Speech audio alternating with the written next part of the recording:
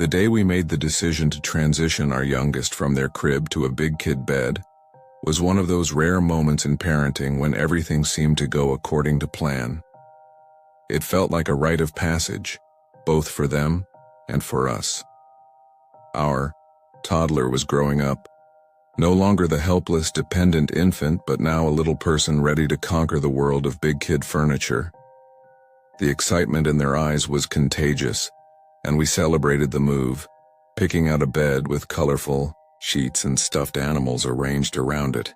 It was supposed to be a big, happy step in our lives, a simple change that we'd laugh about in the future. But something about it didn't sit right with me. Maybe it was the sudden silence that filled the house after bedtime.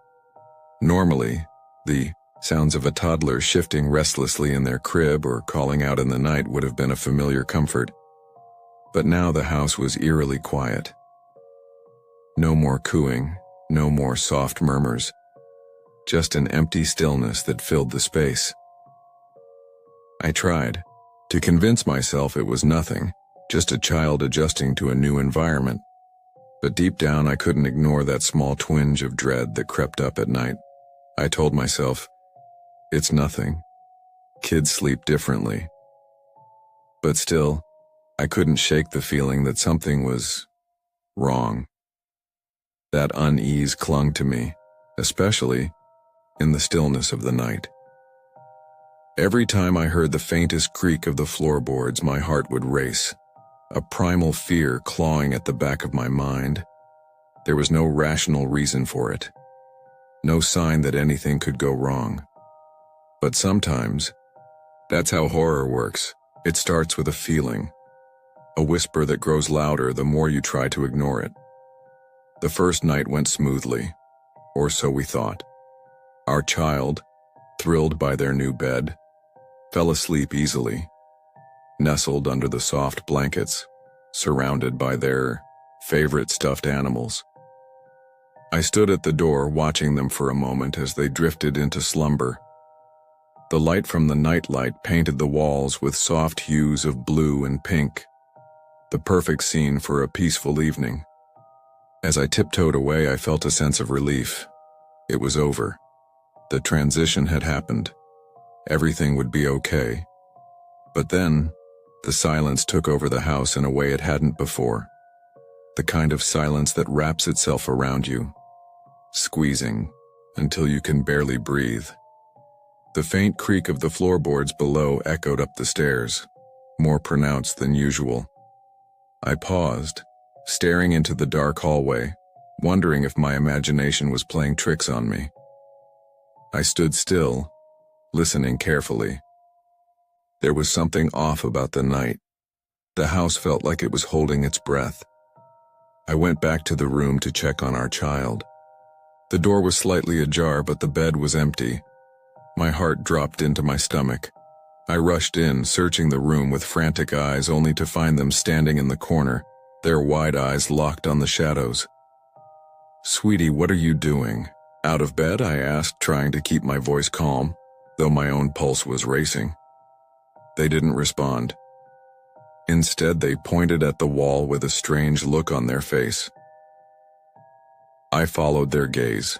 There, in the dim light of the nightlight, a small mark appeared on the floor, a faint outline almost imperceptible, as if something had dragged across it. But when I crouched to inspect it, I found nothing. No trail, no explanation. Just the sense that something had been there, something that didn't belong.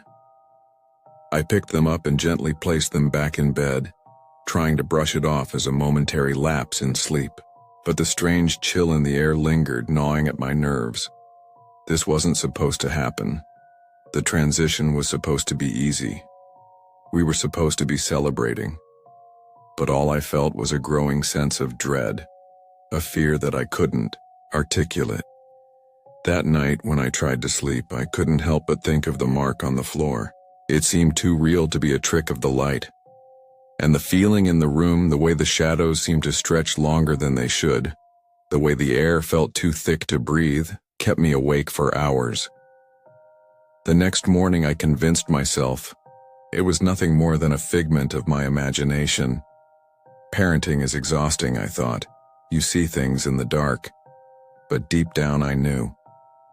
Something had shifted in our home that night, and I couldn't shake the feeling that it was just the beginning. It's funny how you can ignore the signs, telling yourself it's all in your head, until something happens that you can't brush away.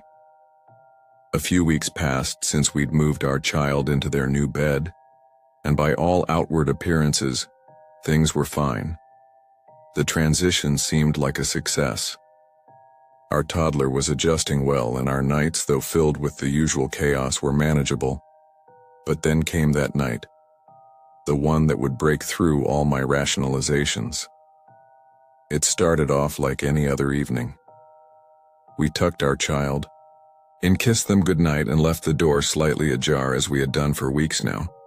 The soft hum of the house, the familiar creaks of the old floorboards, lulled me into a sense of normalcy. I sat down on the couch with my partner, and we began watching a show.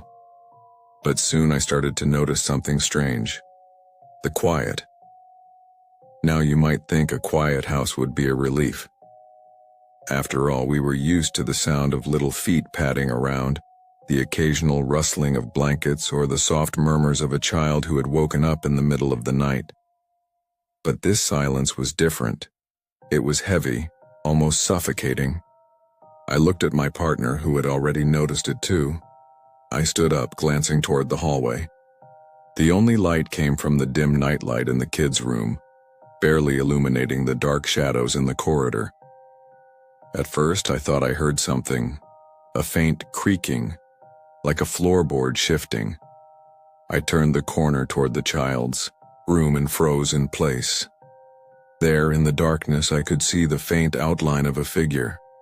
It wasn't my child in bed, like I had expected. No. My child was standing at the hallway entrance, staring at the crack of light coming from the ajar door. Their eyes, wide and unblinking, reflected an unsettling emptiness. My heart pounded in my chest. I tried to speak, but no words came out. I managed to choke out a single word. "What are you doing out here?" My voice was barely above a whisper, but it felt like thunder in the dead silence of the house. They didn't answer. Instead, they pointed toward the bed, then back toward the door. A slow, deliberate motion. I rushed toward them, scooping them into my arms and quickly closing the door. As I tucked them back into bed, a sense of dread began to seep into me. Something was wrong. I couldn't figure out how they had gotten out of the bed. There was, no possible way they could have climbed out without making some noise. And yet, they had managed to slip through the door without a sound. My mind raced as I searched the room for any clues. But the only thing I found was a strange sensation, as though the air in the room had thickened, pressing against me. I checked the window, convinced there must be some explanation, but everything seemed in order. Still, I couldn't shake the feeling that something had changed in the house. The latch I'd noticed earlier under the bed, it seemed to be more than a simple design flaw. My mind began to race with questions I couldn't answer. What was going on here? And how had our child gotten out of bed without so much as a sound? That night, as I lay awake, I heard the faintest noise, a soft creaking from the hallway again. I got up to investigate, but found nothing. Was it just my mind playing tricks on me? Or was something really happening? I couldn't shake the unease, gnawing at me. Something dark had begun to seep into our lives, and I wasn't sure I could stop it. The latch beneath the bed. It was a small, metal piece, barely noticeable unless you were looking for it. But once I saw it, I couldn't unsee it. It didn't belong. It was out of place, a relic from a different time. When I first found it, I tried to convince myself it was just part of the bed's design, maybe a safety feature I had overlooked during the initial setup. But the more I stared at it, the more I felt that it was something else entirely. It didn't make sense. The bed had been assembled a few weeks ago and I had been thorough in checking everything. There was no latch when we first knew, something that had been added later. My mind started to race as I wondered who or what might have done it, and why. I bent down to inspect it more closely, running my fingers along its cold surface. It was worn, like it had been used, over and over again. The metal edges were slightly frayed as though someone had tried to remove it, but no matter how hard I tried, it wouldn't budge. It was locked in place. There was no visible mechanism to open it, no key, nothing to explain its purpose. At that moment, a chill ran down my spine. I had thought at first that I was imagining things, maybe I was just overtired. Maybe the stress of parenting had started to take its toll. But now, with my hand resting on the cold metal, I couldn't ignore it anymore. Something was terribly wrong. The bed had always seemed so innocent, so ordinary, but now it felt like it was hiding something dark. The latch itself was unsettling, but it was what I found after that truly frightened me. After a few minutes of careful inspection, I noticed something carved into the wood beneath the bed frame. At first it was faint, almost like a scratch, but the longer I stared at it, the clearer the words became. They weren't neat, like someone had written them with care. They were jagged, hurried, as though someone had been in a frantic rush to leave a message. The words read, "Escape." I couldn't move. My hand trembled as I pulled away from the bed, as if I had just touched something cursed. The word burned itself into my mind, replaying over and over. Escape. But escape from what? And who had left this message? In that moment, I felt something shift in the room. The air grew heavier, the shadows longer, as though the house itself was holding its breath, waiting for me to make the next move. I quickly closed the door to the room, trying to shake off the feeling of dread that had settled over me. But the latch kept turning in my mind. It was as though something was trying to keep us there, trapped in this house. The next few nights were filled with an oppressive tension. I tried to reassure myself that it was just a part of the bed, something that had been overlooked during the setup. But deep down, I knew. I had seen enough to understand that we were dealing with something far darker than a mere malfunction. Something was trying to keep us in its grip, and it wasn't going to let go easily. It began as an innocent oddity. At first, I convinced myself it was the house settling, the creaks of old wood and the faint groans of the foundation stretching in the cold night air. But the more it happened, the harder it became to ignore. I woke up one night, the house unusually quiet, the moonlight casting long, thin shadows across the walls. I had only meant to shift in bed, but something made me pause. I thought I heard it, a soft, indistinct whisper. It was as if someone was speaking, though I couldn't understand the words. At first, I told myself it was just the wind. We lived in an old house, and the wind could carry strange sounds. But as the whispering continued, it grew clearer, more urgent and unsettling. I pulled the blanket around me tighter and lay still, listening. It was coming from the hallway. The sound was soft at first, as if someone was standing just outside our bedroom door. But then, as if aware that I was awake and listening, it grew louder, closer. I could make out a few words, though they didn't make sense. It wasn't English, or any language I recognized. It was a guttural whisper, foreign and disturbing. He must stay. The words slithered through the silence, barely audible but unmistakable. My heart pounded in my chest. I couldn't move. The room felt colder, the shadows lengthening, stretching toward me. I tried to convince myself it was just my imagination, the result of too little sleep. I had been exhausted lately. Parenthood had a way of wearing you down, of making you question Whether the strange things you thought you heard in the dark were real. But that night something felt different. I sat up in bed, holding my breath, trying to quiet my racing heart. The whispering continued. I looked over at my partner, but they were still sound asleep. It didn't seem to affect them, which made the situation even more unnerving. How could they sleep through that? I quietly crept to the door and cracked it open just a sliver, enough to peer out into the dimly lit hallway. The whispering continued, though the words were now louder, clearer. They didn't sound human. It wasn't a voice.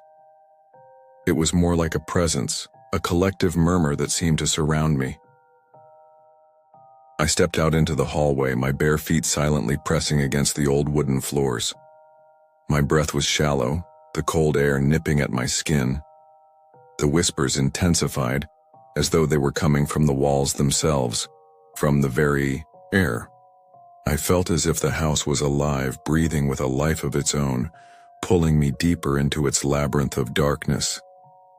I reached the child's room, standing frozen in the doorway, my blood running cold.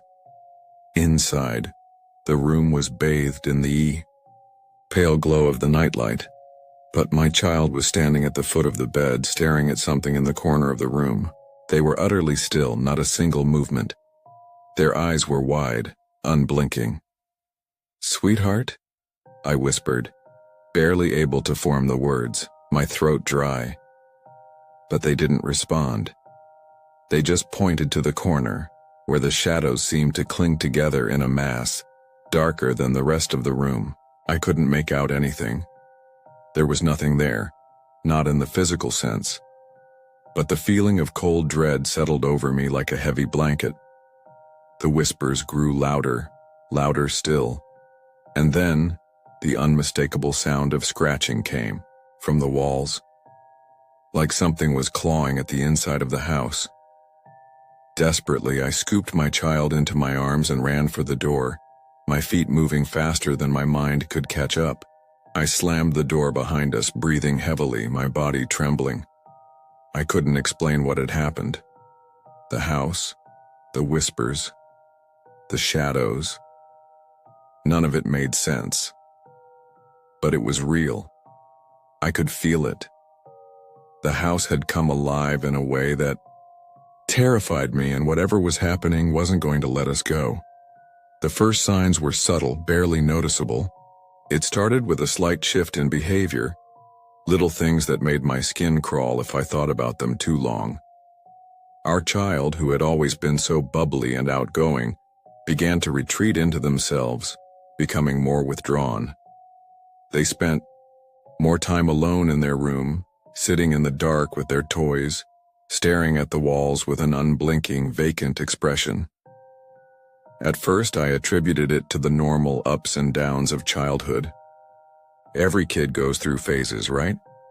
Maybe they were just adjusting to the new bed, the new space. But then, the changes grew more pronounced. I started to find them sitting in the same spot, night after night, saying nothing. Their little hands frozen in place as if they were holding something, or waiting for something. I asked them about it one day, crouching down to their level, trying to engage them in conversation. "What are you doing, honey?" I asked gently, though I could already feel the unease building in my chest. They looked up at me, their eyes wide, and said in a quiet, almost mechanical tone, "I'm waiting." "Waiting for what?" I pressed, my voice shaking. "The bed," they answered simply, as though it were the most obvious thing in the world. "It's waiting for me." I didn't know how to respond to that. The bed. That bed. The one I had noticed the latch under. The one that had felt so off when I looked at it. It was as though the words had come from a place far deeper than just a child's innocent imagination. It was as if they were aware of something that didn't belong. The more I asked, the more they said. But it was always the same thing. The bed is waiting. It didn't matter how I phrased the questions or how gently I spoke. They never looked at me directly when they spoke of it. Their eyes stayed focused on some invisible point beyond me, as though someone, was standing just out of my reach, just beyond my line of sight. But it wasn't just the way they spoke. It was their eyes, the emptiness that settled in them as if they were seeing something I couldn't. It was in their silence, the way they would stand in the middle of the room, staring blankly at nothing for hours at a time.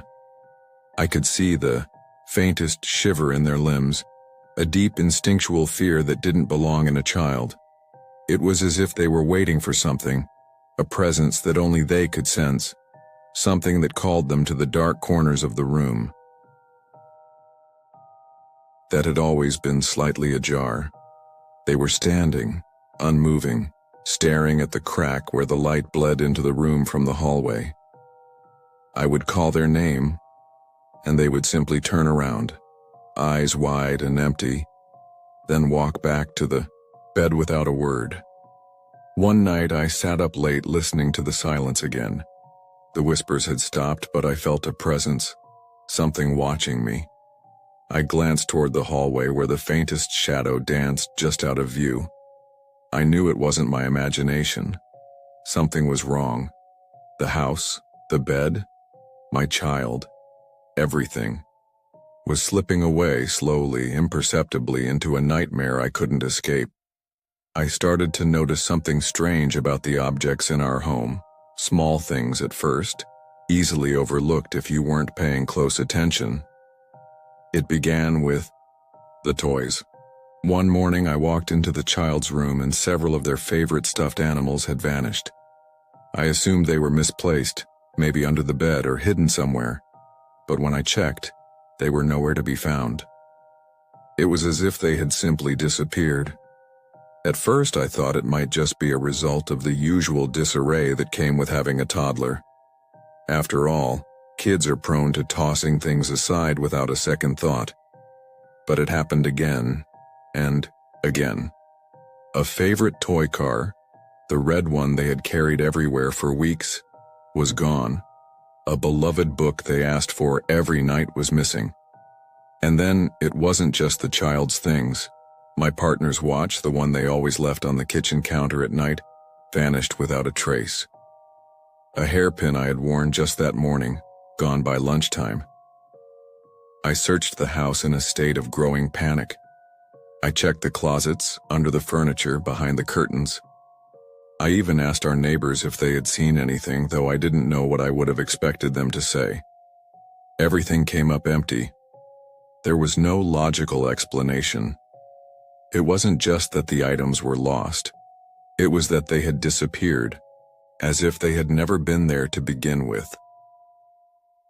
One evening, after yet another missing item, this time a necklace I had worn for years, I began to feel something shift inside me. A creeping unease, like something was deliberately toying with us, pulling things out of reach. It didn't feel random anymore. It felt intentional. As if the house, or whatever was haunting it, was slowly erasing parts of our life piece by piece. That night, I couldn't sleep. The weight of the silence in the house pressed down on me, more suffocating than ever before. The whispers had returned, faint but persistent. But this time, there was something new. I could hear the faintest rustling from the child's room, as though something or someone was moving around. My heart raced as I crept down the hallway toward their door. I stood still, listening. The rustling grew louder, like the sound of something being shifted, moved around. I slowly turned the doorknob and cracked the door open. My breath caught in my chest. Inside, the room was eerily still.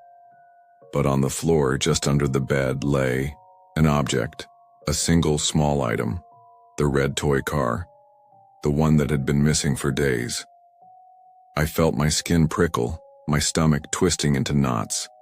I reached for it, almost afraid to touch it, but I couldn't stop myself.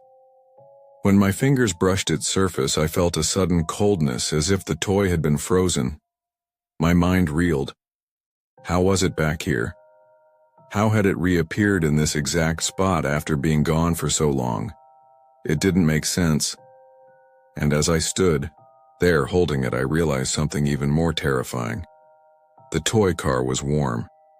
It felt like it had been touched by something alive. Something had been holding it. The feeling of being watched closely, settled over me like a suffocating fog. I quickly pulled the toy from the floor and shut the door behind me, retreating back into my room. I couldn't explain, but I knew one thing for sure. Whatever was happening in that room, whatever was taking our things, was not something we could ignore any longer. The bed. The bed that had once been a symbol of our child's growth, their transition into the realm of the big kids, had become something else entirely. I had noticed it long before, but now, it felt as though the bed itself was no longer just a piece of furniture. It was as though it had come to life, an entity with a presence all its own. I couldn't explain it, but I felt it deep in my gut. And I wasn't alone in feeling it.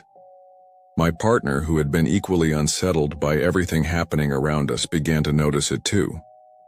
We'd talk late into the night, wondering how to explain the strange events, the missing items, the whispers, the way our child had started acting more like a distant observer than a participant in their own life.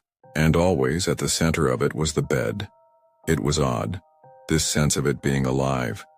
It wasn't just the latch beneath it or the strange carvings on the wood, or even the unsettling words written in that jagged script. There was something else, a pulse almost, that seemed to emanate from the bed as though it was breathing. I could feel it when I stood near it, a subtle vibration that sent chills through my spine. One night I walked into the room to check on our child, as I often did, and found them lying in bed staring at the ceiling. The nightlight was flickering, faintly, casting erratic shadows on the walls. But this time there was something new. The bed was moving.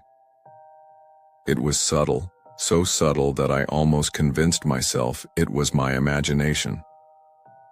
But no. When I looked closer, I could see it. The bed frame itself was shifting almost imperceptibly, as if something was pushing from underneath. My heart skipped a beat. The bed seemed to swell and contract just slightly, as if something was trying to push its way out from within. My child remained still, their eyes wide, fixed on the ceiling, unmoving. There was no expression on their face, no sign of fear. They seemed almost calm. Too calm. I rushed to the bed, reaching out to touch it. The instant my hand made contact with the mattress, I felt a shock of cold, a jolt that made me pull back, gasping for breath. The bed was ice cold, as though it had been frozen from the inside out. Suddenly I heard it. A low, guttural whisper, so close that it seemed to come from the bed itself. It was unintelligible at first, but then, as I leaned in closer, I could make out the words, "It's time." My body froze. The chill in the room grew unbearable, the air thick with a presence I couldn't escape. My child remained motionless, their gaze still fixed on the ceiling. I pulled them out of bed quickly as I could, and moved toward the door. But as I reached the doorway, I stopped. I couldn't explain why, but I turned back, looking over my shoulder at the bed one last time. There, on the edge of the mattress, was something else. Something that hadn't been there before. A hand. A pale, thin hand, resting on the edge of the bed frame. It was reaching, stretching, as though it were trying to pull itself free. I slammed the door behind me, my heart pounding in my chest. But even as I stood in the hallway, breathing heavily, I could still feel it. The bed was calling me. Something was coming. something that had been waiting for us to fall asleep, to slip into its grasp. The dreams started subtly, like fleeting shadows that danced just outside the corner of my vision. At first, I couldn't place the feelings they stirred in me, unsettling yet strangely familiar. They weren't like ordinary dreams. These dreams felt like visions, like they were trying to show me something important, something that I couldn't quite understand. But as the nights wore on, it became clear that they were more than just figments of my imagination. Each night, I would fall asleep and drift into a restless, fractured slumber. The first dream I had was vague. I was standing in a room, dimly lit, and I could hear soft breathing all around me. The walls were covered in shadows that seemed to shift like living things. Then, I saw it. A figure, standing in the corner, watching me. Its face was obscured by a dark hood, and I couldn't see its eyes, but I could feel them. I woke up drenched in sweat, my heart pounding. The weight of the dream clung to me like the air had thickened while I slept. I brushed it off as a bad dream, something that didn't need further thought. But then, it happened again. And again. Each time the dreams grew darker, more vivid, and more frightening. In the dreams, I was always standing in that same room, surrounded by shadows, the figure watching me silently. And this time, it wasn't just one figure. There were more. Dozens, their eyes glowing faintly in the darkness. I started to dread sleep. Each night as my head hit the pillow, I felt a deep, gnawing fear. I couldn't escape the dreams. They haunted me. They came with greater frequency, invading every corner of my mind. I could feel something, someone, trying to reach out to me, trying to tell me something, but the words were never clear. They were distorted, murmured in a language I couldn't comprehend. On the fourth night, I woke up to a sensation of pressure, like someone was sitting on my chest. My eyes shot open, and in the darkness of my room I saw the figure again. It wasn't standing in the corner this time, though. No, it was right in front of me, its face still hidden, but its presence undeniable. I couldn't move, couldn't speak. The air felt thick, heavy with dread. I tried to scream, but no sound came out.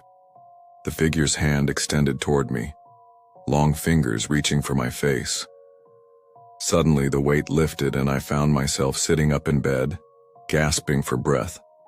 I could still feel the lingering presence of the figure, like a dark cloud hovering, just out of sight. It felt as though something had crossed the boundary between the dream world and the waking one. The dreams weren't just dreams anymore. They were warnings, I began to realize. Warnings of something approaching. Something closing in. But what was it? What did the figure want? And why was it coming after us? After the dreams became more intense, I started to notice something even more disturbing. It wasn't just the way the house felt colder at night, or the strange sensations of being watched. It was something more tangible, something I could see, something I couldn't ignore. At first, it was just one small mark on my arm, a red, swollen crescent, almost like a bruise, but it didn't hurt. It appeared one morning after I'd woken up. I didn't think much of it at first. Maybe I had scratched myself in my sleep, or brushed against something without realizing it. But then, it started to happen more frequently. The marks began to appear in odd places, each one looking identical, a crescent, almost like a claw mark. And it wasn't just on me. I found one on my partner's neck, hidden under the collar of their shirt. And then there was one on the back of our child's hand, so faint at first that I almost missed it. Each of these marks seemed to come and go, appearing and disappearing without explanation. One would vanish, only for another to appear somewhere else on our bodies. At first we dismissed it, Stress, perhaps. Maybe it was the result of restless nights or anxiety. But deep down, I couldn't shake the feeling that these marks were more than just coincidental. There was something deliberate about them, like they were being placed on us, as though we were being marked for something. One evening, as I sat in the living room, I caught a glimpse of something in the corner of my eye. A reflection in the window. I turned quickly, but there was nothing there. My heart raced as I felt that familiar unease, the sense that something was near. I went into the bathroom to wash my face and looked into the mirror. I gasped, stepping back in shock. Across my cheek, a new mark had appeared, a deep red crescent, as if someone had scratched me while I wasn't paying attention. But the weirdest part, it was fresh. It was as if it had just been placed there without my noticing it. I stared at my reflection, my mind spinning. What was happening to us? Why were we being marked? The more I thought about it, the more it seemed like a sign, a warning of some kind. We weren't just living in a house, we were living in a trap. And whatever was leaving these marks behind was drawing us closer to something, pulling us toward it. That night I barely slept. I kept feeling the sensation of a cold hand brushing across my skin, of being marked by an unseen force. And as the days went on, the marks grew more frequent. There was no explanation, only the unsettling feeling that something was slowly taking control of our lives. It started one night when the house was eerily quiet. I had just put the child to bed and was sitting on the couch staring blankly at the television.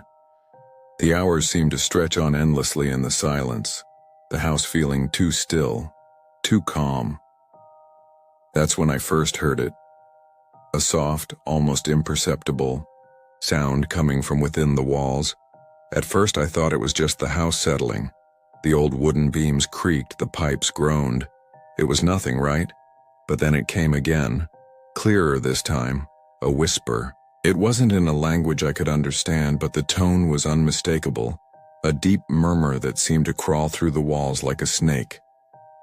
I froze, holding my breath, straining to hear. The whisper was too faint to make out any words, but the sound itself felt wrong, like it was coming from deep within the house, beneath the floors inside the foundation. I stood up, my legs feeling like lead, and moved cautiously toward the hallway. The sound grew louder as I approached the walls, as though it was following me. The voice was no longer just a whisper. It began to take on a distinct rhythm, a broken, distorted pattern, as though it were trying to communicate something. I stood at the hallway, pressing my ear against the cool surface of the wall, desperate to make sense of it. The words were there now, faint but clearer than before. And then through the murmur I could make out a single phrase.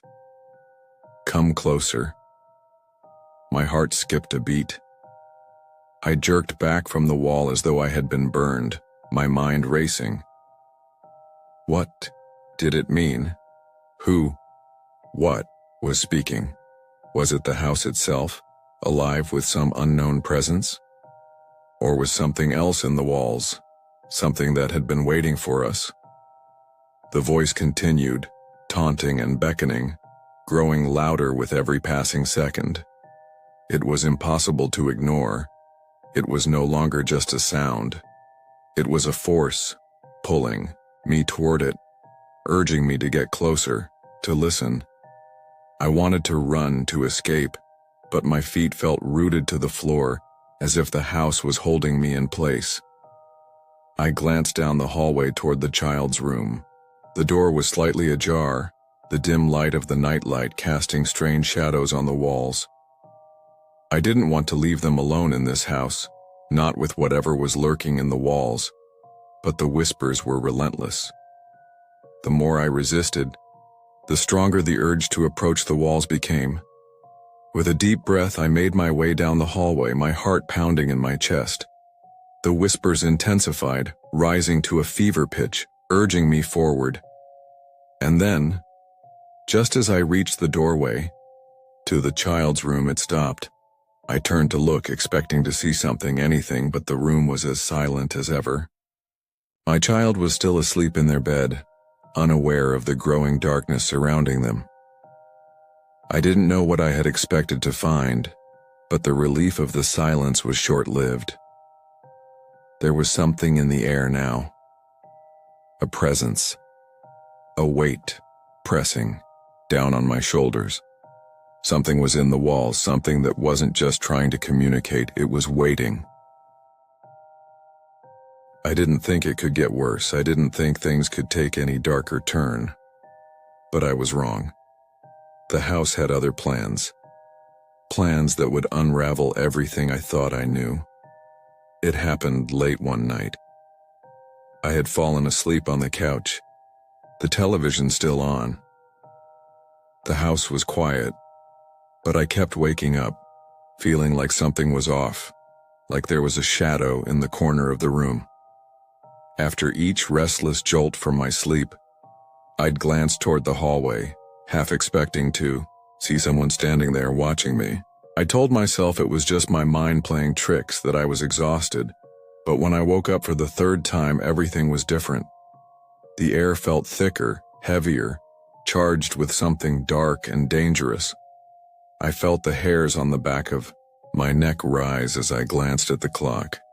It was 3:33 a.m., an hour that seemed to hold an oppressive weight in the stillness of the night. I heard it then, the sound of footsteps. Soft, almost imperceptible, but unmistakable. I sat up straight, my pulse quickening. I knew the sound. It was the unmistakable shuffle of my child's feet, their tiny steps padding against the floor. But when I turned toward the hallway, I saw something that froze my blood. The hallway light was on, casting a long, thin beam of light toward the living room. My child wasn't standing in the doorway as I expected. In fact, the door was slightly ajar and I could hear them in the distance. But they weren't in the hallway. I rushed down the hall, but when I reached the child's room, it was empty. I stepped into the room, feeling a wave of nausea hit me. There were no signs of movement, no toys scattered about, nothing to suggest that my child had been there moments before. I called their name, but there was no response. I turned toward the closet, half expecting to find them hiding, but it was empty too. I went back into the living room, my panic rising. The house felt more alive than ever, the walls closing in. I checked the bathroom, the kitchen, every room in the house. No sign of them. The house was silent, but the silence was wrong. It wasn't peaceful. It was suffocating. I stood frozen in the living room, heart hammering in my chest, unable to move, unable to think. How could they have disappeared so quickly? How had I not heard them leave the room? Then it happened. I felt a cold breeze sweep past me and I turned instinctively. There, standing in the doorway to the kitchen, was my child. But something was wrong. They were standing still, their eyes wide and unblinking, their face blank, devoid of expression. "Where were you?" I asked, my voice trembling with fear, but they didn't answer. They simply stared at me, their body rigid like a puppet with no strings. It wasn't my child. At least not entirely. The air felt thick with the weight of a presence, something inside my child that wasn't there before, and as I stood there frozen, the voice returned, faint, but unmistakable. It was coming from my child's lips this time. "It's time." The smell started out small, almost undetectable, just a faint, unpleasant odor that lingered in the corners of the house. At first I thought it was just a bad smell that had gotten stuck somewhere, like the remnants of a forgotten trash bag or a damp corner I hadn't noticed. But as the days passed, the smell worsened, growing stronger, more pervasive. It wasn't like any ordinary bad smell. It was a sickly, sour stench, something between decaying food and something far worse. It was unmistakable. No matter how many times I cleaned, no matter how many air fresheners I used, the smell refused to leave. It seemed to follow me, drifting through the house like an invisible cloud always just out of reach. I checked every corner of the house. The trash, the drains, the refrigerator. Nothing. It was like it was coming from within the walls, from deep within the foundation itself. I even asked the neighbors if they had noticed anything strange. They hadn't. But then, one night, I woke up to a smell so foul that it made my stomach turn. I rushed to the bathroom, clutching my nose, gasping for air, but it was everywhere, seeping through the walls, rising from the cracks in the floorboards. It was as if the very house itself had begun to decay. I was desperate now. I went to the basement hoping to find the source of the smell. The air down there was thick, humid, and damp, but there was something else now, an unnatural heaviness that seemed to hang in the space. My skin prickled with a cold sweat as I crept deeper into the basement. And then I saw it, at the far end of the room, hidden in the shadows. There, in the corner, was an old rotting box. I hadn't seen it before. It looked like it had been there for years, forgotten and untouched. The smell was coming from it. It was unmistakable. I reached for the box with trembling hands. Inside was a pile of decayed remnants, bones, clothing, pieces of rotting flesh that seemed far too fresh for something so old. It was as though they had been preserved by some dark force, kept hidden away for who knows how long. And at the top of the pile, partially buried beneath the decay, was a small object, something I recognized immediately. It was a necklace I had lost months ago, the one that had gone missing the same night everything in the house had started to change. I had thought it was just misplaced, but now, looking at it, the truth was inescapable. Whatever was in this house, whatever had been haunting us, was feeding off us. It had taken our things, our memories, and now it was growing stronger. I backed away from the box, my heart racing. This was more than just a haunted house.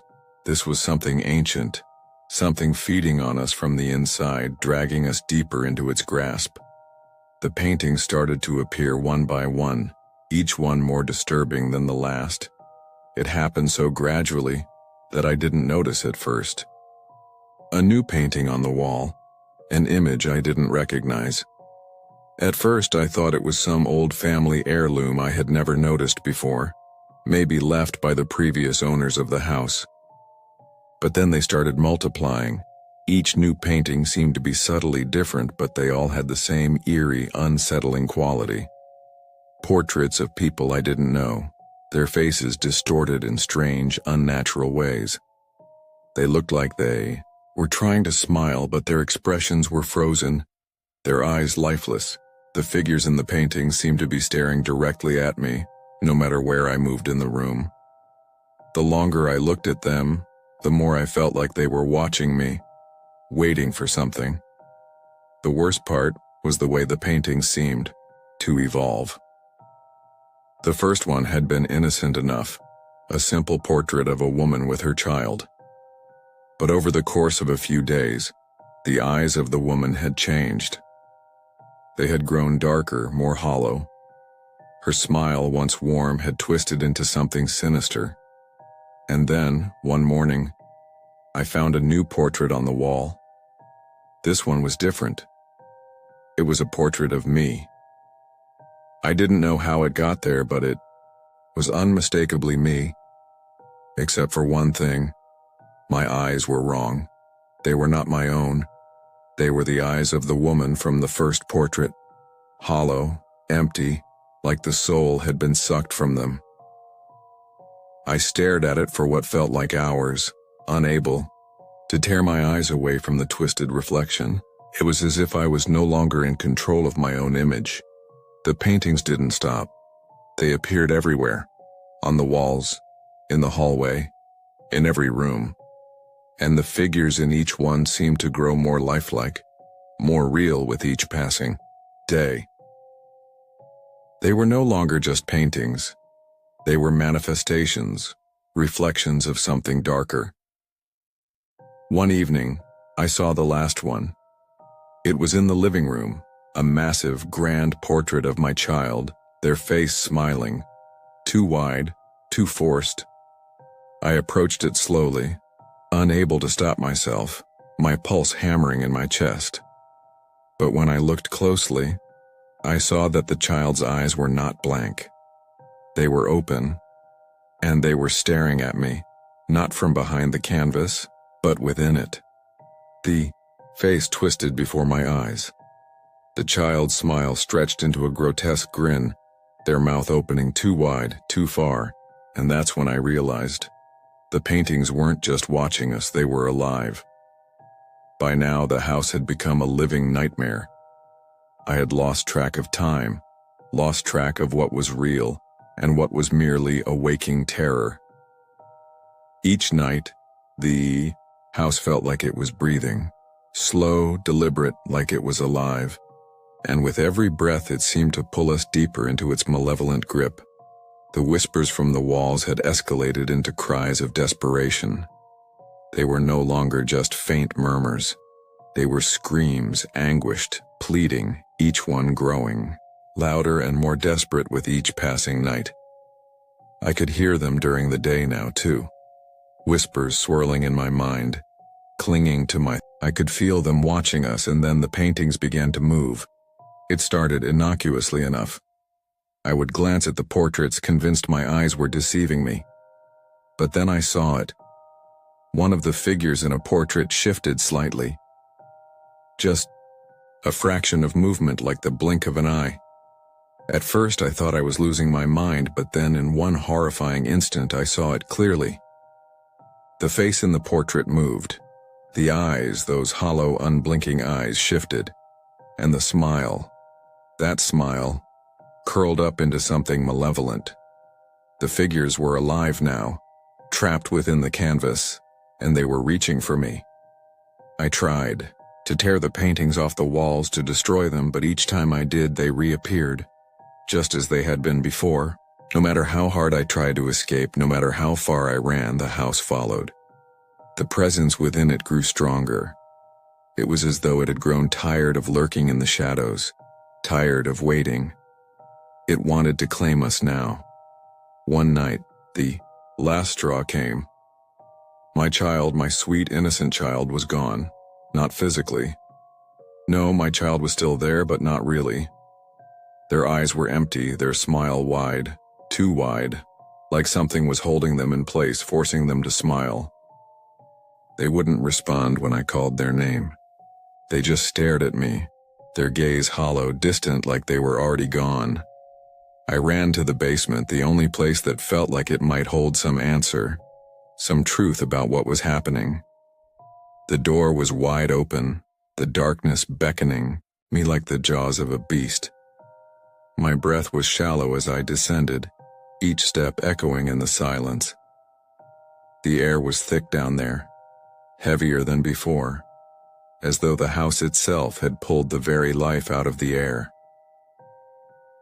In the farthest corner of the basement I saw it, a mirror, old, tarnished, with a cracked frame. It had not been there before, but there it was, standing in the shadows, its surface reflecting a distorted image of the room. I stepped closer. My heart pounded in my chest. And as I gazed into the mirror, I saw them, the figures from the paintings, crowding around me, their faces twisted in silent screams. I could hear them now, louder than ever before, screaming in agony as they reached toward me. I turned quickly, but the air seemed to freeze, to hold me in place. And then I heard it, the soft, guttural whisper, this time coming from behind me, from the mirror itself. It's too late. I spun around, but the mirror no longer reflected the room. It reflected me, or rather, the thing that had taken me. The figure in the reflection grinned, a horrible, twisted version of myself with hollow eyes and a smile that stretched impossibly wide. It reached out toward me, its hand pressing against the glass. With a scream that tore through my throat, I backed away, but I couldn't move fast enough. The mirror shattered, the pieces flying through the air like shards of broken glass. And that's when I realized it wasn't just a mirror. It was a portal. The figure from the reflection stepped through, emerging from the darkness. Its form, impossibly tall and shadowy, cloaked in the same dark shifting mist that had always followed us. It grinned at me, and for the first time I understood. It had been waiting for me. Everything I had experienced, the dreams, the markings, the whispers, the paintings, it had all led to this moment. The house hadn't been haunted by just any entity. It had been inhabited by something far darker, something that fed off fear, off the despair it planted in its victims. It wasn't a spirit. It was something older, something that had been calling to us from the moment we stepped inside. I tried to run, but the house wouldn't let me go. The walls closed in, the shadows thickening, the floor buckling beneath my feet. And then I heard the voice, my child's voice, but it was wrong, distorted, like the very essence of them had been twisted by whatever force now controlled their body. "Come closer, Mommy. Come closer."